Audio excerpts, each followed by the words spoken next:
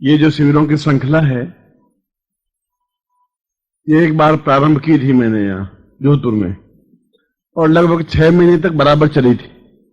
एक सप्ताह चली और फिर उसको एक दिन का गैप देता और फिर दूसरी साधना प्रारंभ हो जाती, फिर गैप देता एक दिन। इस प्रकार से 6 महीने तक बराबर साधना चली थी। और वैसा ही माहौल, वैसा ही चिंतन, ऐसा ही उत्साह, एक ऐसा ही उमंग। और जिन्होंने साधना या जिन्होंने शिविर लगाए हैं, आपके बीच में ही है वो। आप उनको देखेंगे तो मालूम पड़ेगा कि कुछ खर्चा हुआ ही नहीं है, कुछ किसी प्रकार की तकलीफ हुई नहीं है। बस एक मन की झिझक है तुम्हारी कि क्या होगा, कैसे होगा, होगा कि नहीं होगा, इस चक्कर में पड़ेंगे नहीं पड़े। ये तुम्हारे मन का एक भ्रम। मैंने कहा ना कि तुम अपने आप में पूर्ण पौरुषता प्राप्त कर नहीं पा रहे हो, ये तुम्हारी न्यूनता है।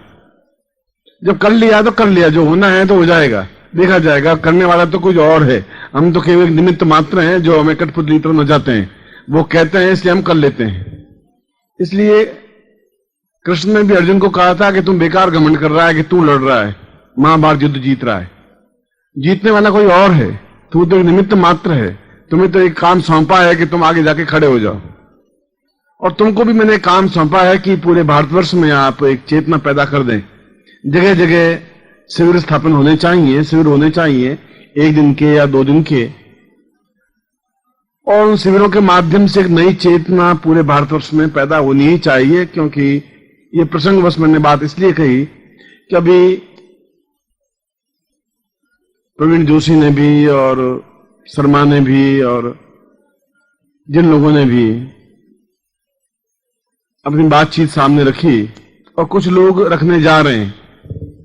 आज भी कह रहे थे कि हम अनाउंस करें कि उस दिन हम शिविर रखना चाहते हैं, उस दिन शिविर रखना चाहते हैं। शिविर रखने या नहीं रखने से कोई मेरी महानता या न्यूनता नहीं बनती, मगर मुझे ये मालूम पड़ता है कि इन लोगों में एक आग है, एक चिंगारी है। जो कुछ मैं काम कर रहा हूं उसके पीछे मेरा मकसद सिद्ध हो रहा है। ये मकसद कि ये अपने आप में पूर्ण क्षमता युक्त कार्य करने में सक्षम है। ये ऐसे कमजोर और कायर बुज़दिल नहीं है कि जहां घर में घुस करके बैठ जाएं, ऐसे नहीं है। जो बाहर निकल गए, जब एक बार निश्चय कर लिया, क्योंकि जयप्रकाश ने कहा है कि ये जो प्रेम है इतना, ये आशिकी इतनी सस्ती नहीं है, इतनी आसान नहीं है। ये प्रेम इतना आसान नहीं है।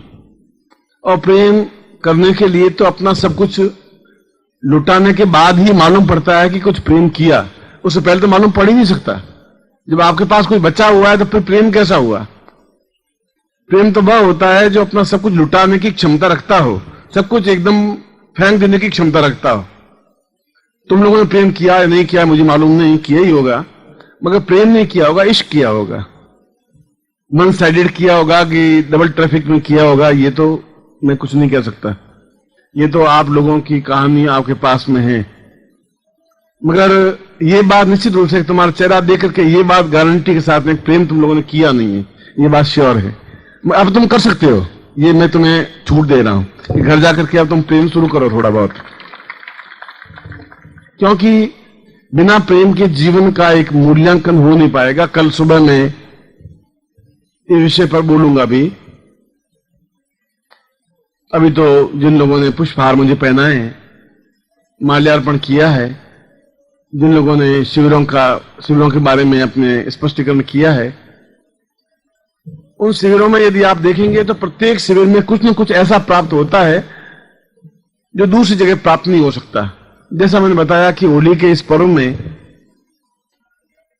जो कुछ हम प्राप्त कर रहे हैं, कल मैं आपको उसको सबको प्रैक्टिकल करके आपके सामने करके दिखाऊंगा। मैं आपको दिखाऊंगा कि आपने साधना की, आपको कितनी सफलता मिली। एक ही रात में, एक ही क्षण में, एक ही कार्य में कितनी अधिक आपको अनुपलब्धियां और उपलब्धियां प्राप्त हुई, वह मैं स्वयं आपको दिखाना चाहूंगा। क्योंकि होली के क्षण अपने आप में कितने मूल्यवान हैं। खैर, ये एक प्रवचन का विषय है। मुझे बहुत अच्छा लगा है कि भारती ने और शर्मा ने और जोशी ने और गुजरात के लोगों ने, उत्तर प्रदेश के लोगों ने, गणेश भट्टाणी ने, और जिन लोगों ने भी अपने आप में एक चिंगारी फैलाई है, वटाणी ने एक नई परंपरा कायम की है कि हर महीने एक शिविर लगाना है। दक्षिण में जिस प्रकार से शिविर लगे हैं, ये सब इस बात के सूचक हैं कि तुम लोगों में एक चिंगारी है, एक आग है, एक चेतना है।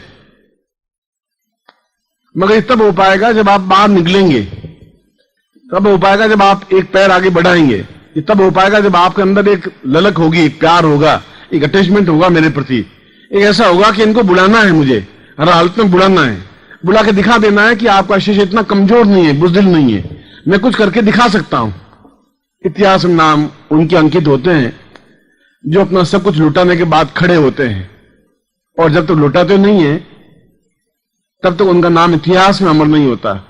वह एक घरौंदे में घुस करके बैठे हुए होते हैं, वह चाहे प्रेम का क्षेत्र हो, चाहे साधना का क्षेत्र हो, चाहे जीवन के किसी एस्पेक्ट का क्षेत्र हो।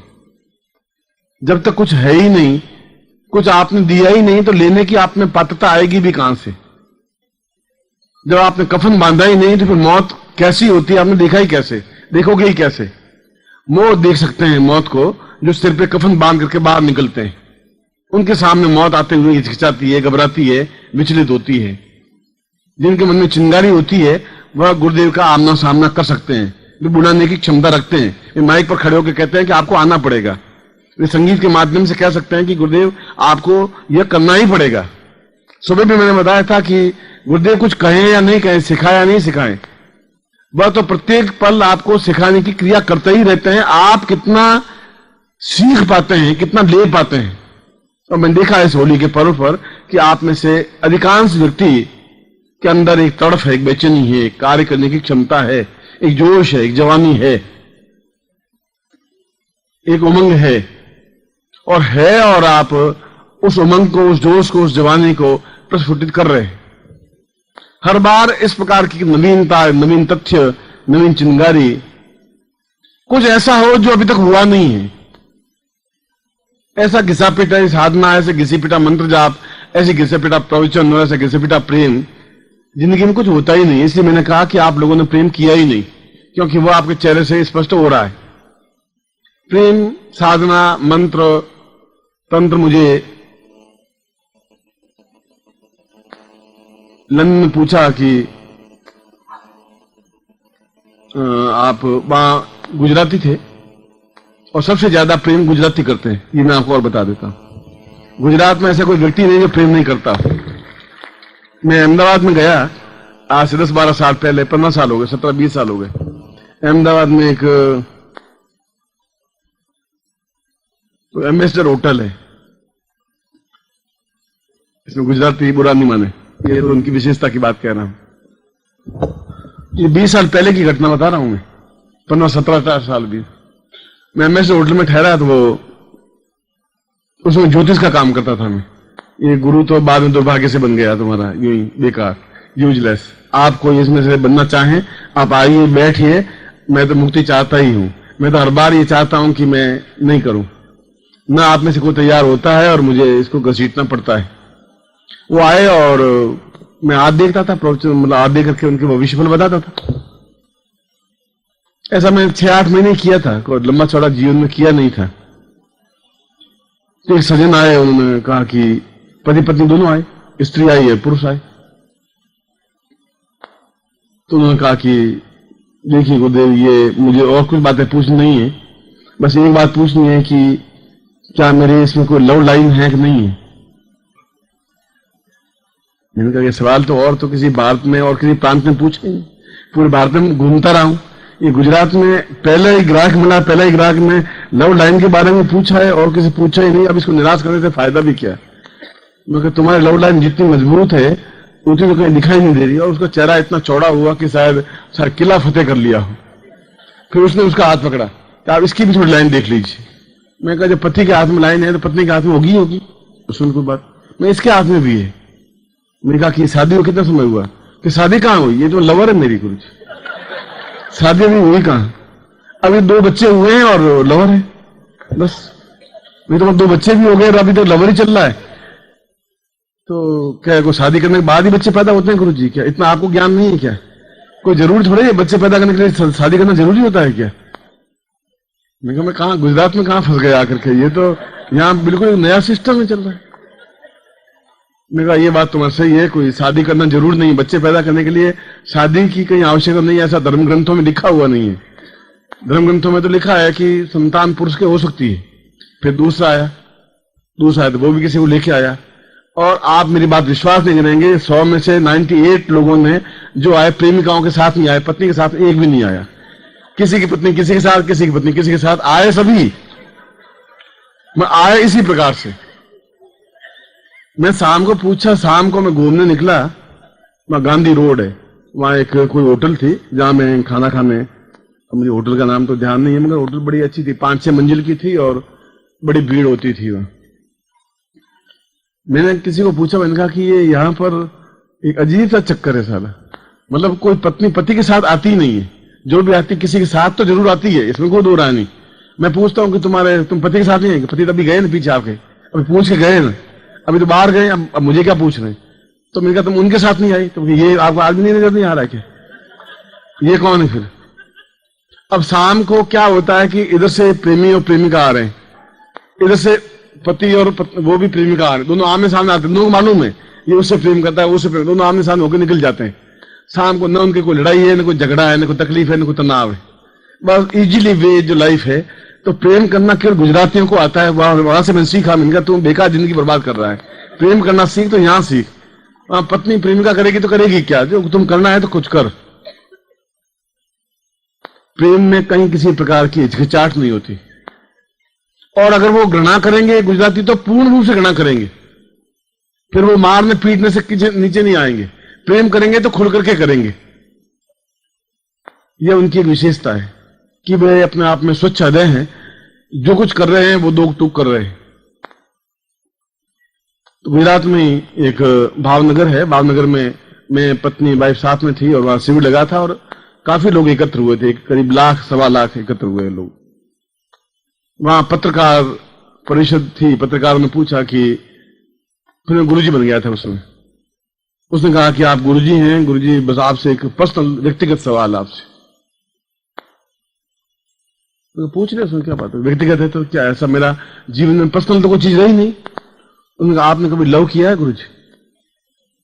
अब पत्नी पास में बैठी हुई, अब मैं बोलूं कि हाँ तो गड़बड़, नहीं बोलूं तो भी गड़बड़, अब दोनों मामलों में मैं तो मारा जाऊंगा।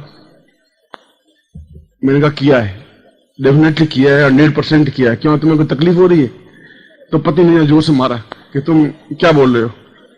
मैंने फैलाया, मैंने कहा कि किया है, पर आधे मन से किया है, मतलब किया तो है मगर देख रहे हो तुम, मगर पूरा करूंगा जरूर, इसमें कोई दो राय नहीं। तो किससे किया है? मगर तुम लोगों से करने से कोई फायदा है नहीं, तुम लोगों से किया नहीं है, और जिनसे किया है उनका नाम लेने की जरूरत नहीं है। वो अपने आप मेरा चेहरा बोल देता है, और जिसका चेहरा तुम्हें बोल दे, जिसके चेहरे पर मेरा नाम लिखा हुआ, समझना उससे प्यार किया, उसकी बात की। इसको पढ़ ले, इसके चेहरे पर क्या लिखा हुआ है। इसमें कोई शर्म झिझक और संकोच की कहीं कोई क्षण नहीं है, क्योंकि ये दिन जो है, वह जो एक भजन है, वह जो गान है, जो अक्रूर की बात कही गई, जो उद्धव की बात कही, कृष्ण का प्रेम किया है मैंने, गोपियों से किया है तो किया है। कहां संकोच है, किस बात का संकोच है? हाँ, मेरे मन में कहीं छुप करके कोई काम किया है तो गलती है मेरी। यदि मैंने कोई बात छुपाई है, चोरी की है, तो गलती है। अगर आप कुछ छुप करके काम करते हैं तो वह अपराध है। प्रेम हो या घृणा हो या क्रोध हो या हिंसा हो या साधना हो या सिद्धियां हो, जो कुछ है दो टूक है, स्पष्ट है। ऐसा कहकर के मैं आपको कोई समाज की दृष्टि से गुमराह करने की कोशिश नहीं कर रहा हूं। मैं कह रहा हूं आपके मन की वह ग्रंथि खुलनी चाहिए जिसको प्रेम कहते हैं। मन की ग्रंथि खुलनी चाहिए जहां गुरु से आप अपने आप में अटैचमेंट हो सकें, एहसास कर सकें कि ये हमसे मिले, एहसास कर सकें कि हमारे घर आए, एहसास कर सकें कि हम इनके हो सकें, एहसास कर सकें कि इनके बिना हम जीवित नहीं रह सकें। ऐसा गुरु और शिष्य का संबंध होना चाहिए, उसको प्रेम कहते हैं। और ये पूरे भारतवर्ष में ऐसा है। इस बात का ही मुझे गर्व है, और किसी बात का गर्व हो या नहीं हो, इस बात का मुझे गर्व है।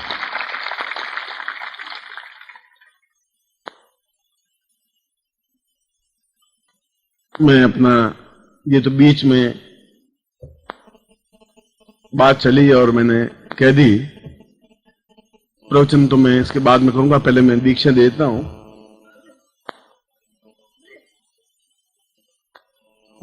बाकी जीवन में जरूरी क्या है, किस प्रकार से जो आज का प्रवचन होगा वो अपने आप में एक महत्वपूर्ण होगा, जो कल सुबह का प्रवचन होगा वह भी अपने आप में महत्वपूर्ण होगा। मैं केवल आपके 10-15 मिनट, क्योंकि दीक्षा जीवन का एक महत्वपूर्ण हिस्सा है, जीवन का एक आवश्यक अंग है, जीवन का एक तथ्य है। अगर दीक्षा नहीं है, अगर जीवन में प्रेम नहीं है, अगर जीवन में उमंग नहीं है, अगर जीवन में जोश नहीं है, तो क्या कमी क्या है? प्रश्न ये पूछता हूं कि तुम्हारे अंदर क्या कमी है कि तुम्हारे अंदर इन चीजों की न्यूनता है? क्यों नहीं तुम्हारे अंदर जोश है? तुम्हारे अंदर एक जवानी की उमंग होनी चाहिए, वह क्यों नहीं है? क्यों उदास है? अड़चन कहां है? कौन सी ऐसी जगह है जहां अपने आप में तुम बुझे हुए बैठे हो? तो बुझे हुए वहां बैठे हो जहां तुमने ये मान लिया है कि मैं उस उम्र को पार कर चुका हूं जिसे प्रेम करना कहते हैं। मैं उस उम्र को पार कर चुका हूं कि अब जीवन में कुछ रस रहा नहीं है। मैं उस जगह आ गया हूं, 50 साल का हो गया, अब प्रेम करने की कोई उम्र थोड़ी है। अब तो बेकार गुरु जी कहते हैं कि आप कहते हैं तो हम सुन लेते हैं, अब प्रेम करने की उमंग नहीं है, अब कोई साधना की भी उमंग नहीं है, अब कुछ है नहीं।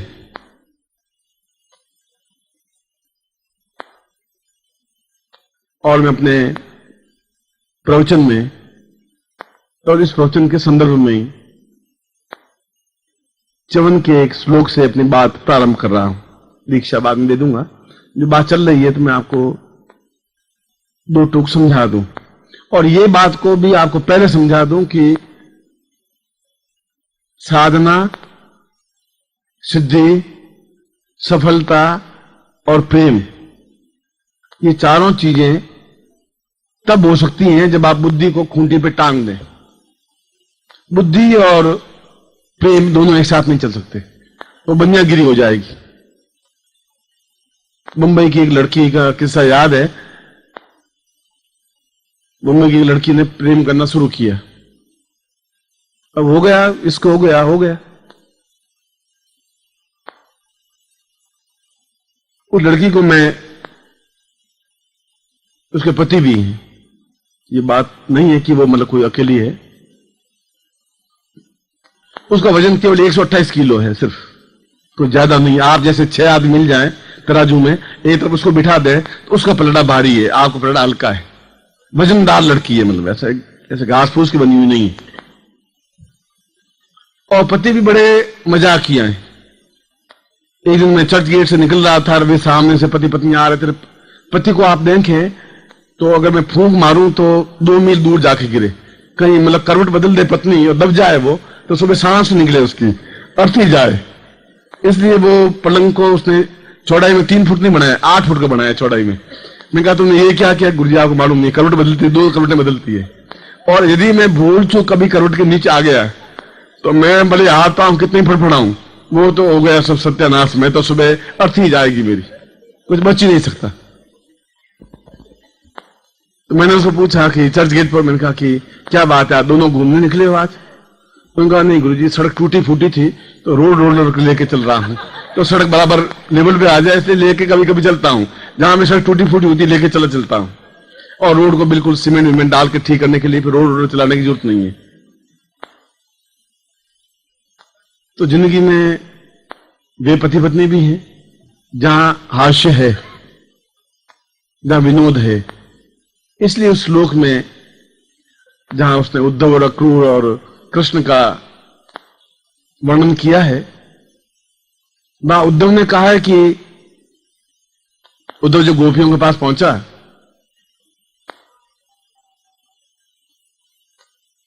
तो गोपियां उसने पूछा तुम क्या ज्ञान मेरे पास क्या लाए, क्या हो, क्या ब्रह्म क्या होता है, कहां होता है, कैसे हाथ पांव होते हैं, क्या ज्ञान होती है, साधना क्या होती है, चेतना क्या होती है? हम तो एक चीज सीखी, एक कृष्ण है, बस खत्म। संसार में पुरुष एक ही है, बाकी तो सब औरतें हैं।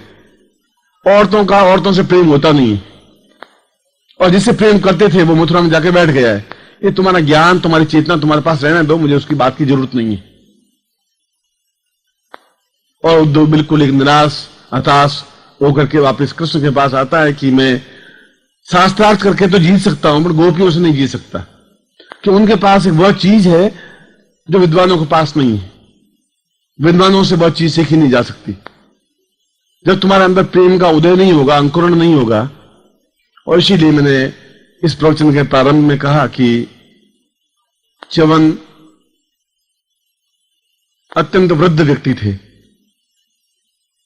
वैसा ही था कि जैसे भीष्म के पिता ने कहा कि बेटा मैं वापस जवानी देखना चाहता हूं। भीष्म ने कहा अपने पिता को कि मैं पुत्र होकर के आपको क्या बैंड करना चाहूंगा, क्या बैंड करूं। तो पिता ने कहा कि तुम पुत्र हो, अगर कुछ बैंड कर सकते हो मुझे तो तुम्हारी जवानी मुझे बैंड कर दो, बस यही चाहता हूं। भीष्म ने उसी समय जल हाथ में लिया, उसने कहा मेरी पूरी जवानी मैं आपको समर्पित करता हूं।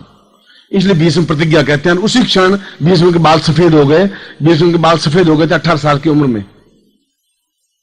जब 18 साल का था तब उसके बाल सफेद हो गए थे, झुर्रियां पड़ गई थी, भौहें सफेद हो गई थी और शरीर अपने आप में ताकत हिम्मत तो थी, मगर ऊपर से शरीर ऐसा लग रहा था जैसे वृद्ध हो।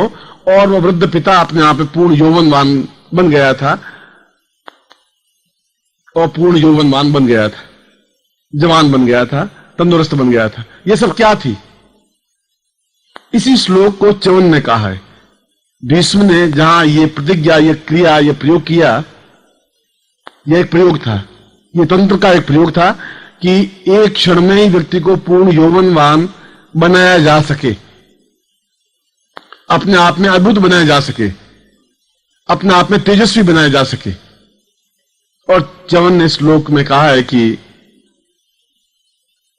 यौवनम पूर्णदम चैव पुरो वै सत्यवान्विति प्रेमाश्रु दुर्लभो देव यौवनम परिचिंतयेत। उसने कहा कि वह जीवन ही क्या है जहां जीवन में यौवन नहीं है, और वह जीवन भी क्या है जहां जीवन में उमंग नहीं है, आशा नहीं है। वह जीवन में क्या है जहां जीवन में एक उल्लास नहीं है और प्रेम करने की क्षमता नहीं है, पूर्ण पौरुषवान बनने की क्षमता नहीं है। वह जीवन क्या है?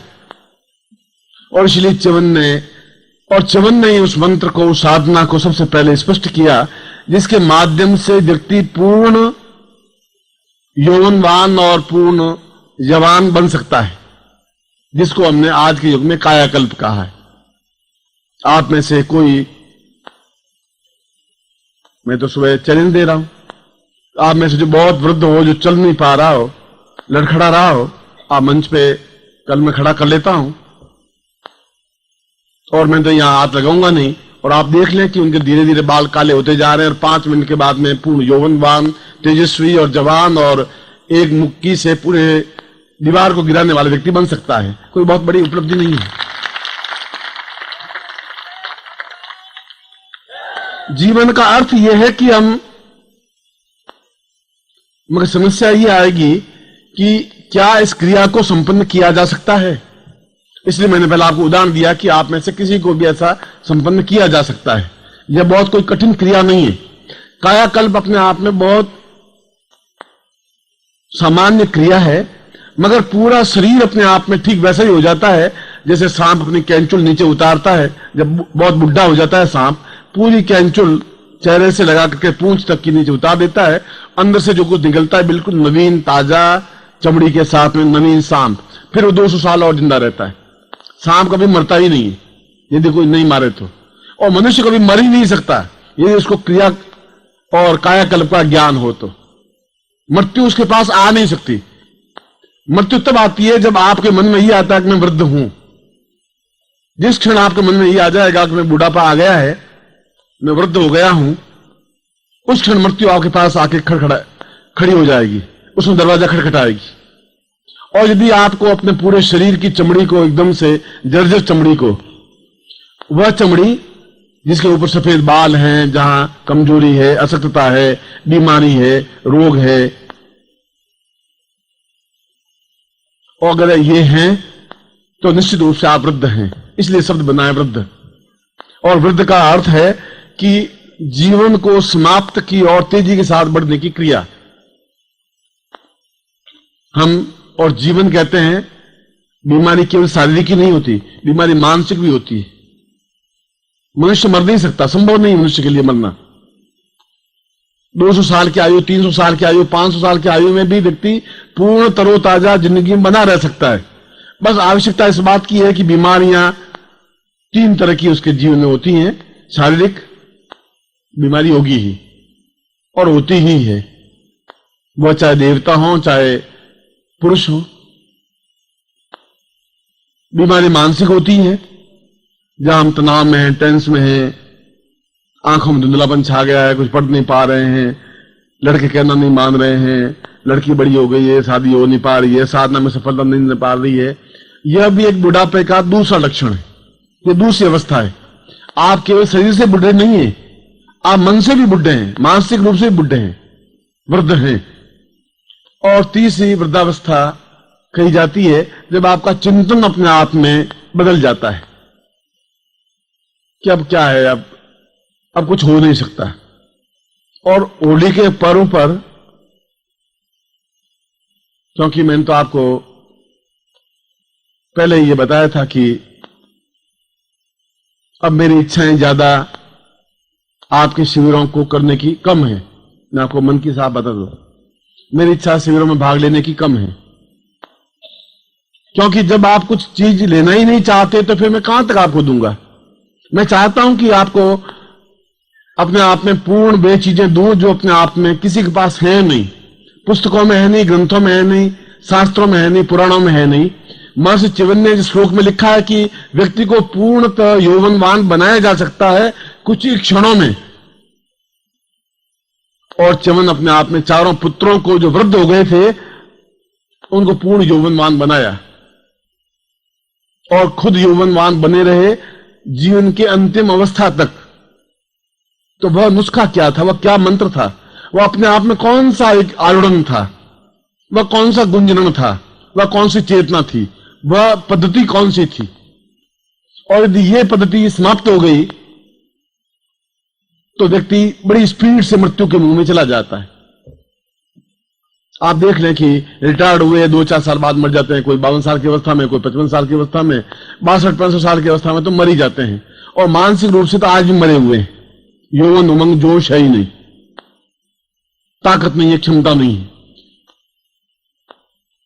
तो च्यवन ने कहा कि यह जो मैं पद्धति दिखा रहा हूं, यह पद्धति प्रत्येक व्यक्ति के जीवन के लिए उतनी ही आवश्यक है जितना ऑक्सीजन आवश्यक है, जितनी प्राणवायु आवश्यक है, जितना भोजन आवश्यक है, जितना पानी आवश्यक है। इस श्लोक में वह बताया है।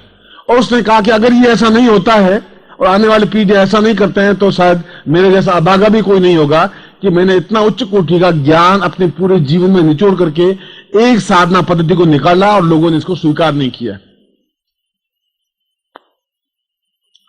और उस साधना को प्रत्येक देवता ने स्वीकार किया। यह महर्षि च्यवन अपने आप में एक कमजोर व्यक्ति, कमजोर ऋषि नहीं बने और एक भी देवता वृद्ध नहीं बने। आप किसी देवता को मेरे सामने रख नहीं सकते कि ये वृद्ध देवता है, बिल्कुल बुढ़े हैं। एक भी किसी अप्सरा को आप वृद्धावस्था में लाके मेरे सामने खड़ा नहीं कर सकते कि यह रंभा या उर्वशी या मेनका या तिलोत्तमा बिल्कुल वृद्ध है, जर्जर है। गौरी को देखें और किसी देवी देवता को देखें, जगदम्बा को देखें, पूर्ण यौवनवान है, कहीं वृद्धावस्था जैसी कोई चीज है ही नहीं।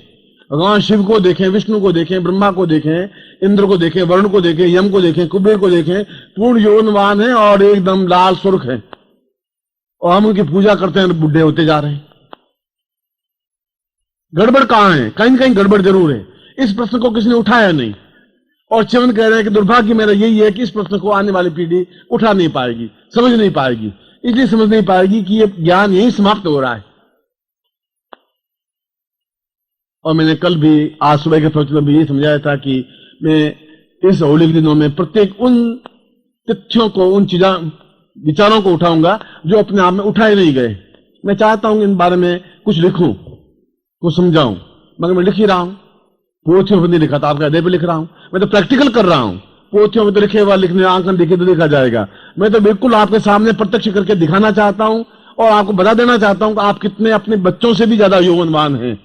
मृत्यु आपके पास आ ही नहीं सकती, संभव नहीं है। अगर भीष्म के पास नहीं आ सकती तो आपके पास भी नहीं आ सकती।